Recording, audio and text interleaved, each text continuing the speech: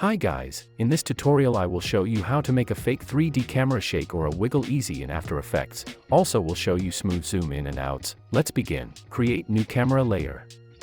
Make sure type is set to 2-node camera and preset is 35mm and then hit OK. Now enable 3D on your clip and then expand camera layers transform settings. Make sure to hold Alt on your keyboard and then click on orientation stopwatch icon. In the expression here, type wiggle, then open round bracket and closed bracket, then 2,5 and then let's check the video. Wiggle is applied, but I think it's too much. I will change wiggle amount to maybe 2,2 and let's check it one more time.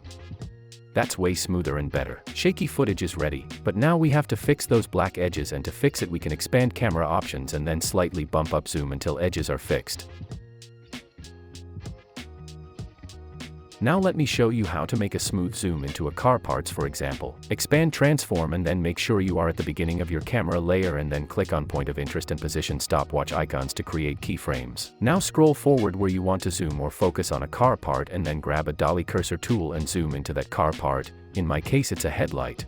Let's scroll forward again and then I will grab a pan cursor tool and I will focus on another headlight.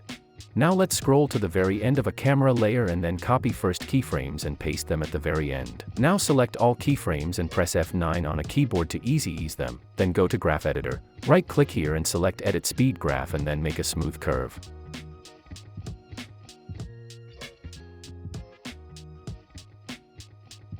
Let's quickly check it. Looks cool, but let's enable motion blur on our clip and check it one more time. Now that's way better and smoother. Hope this video was helpful. Thanks for watching and like the video please.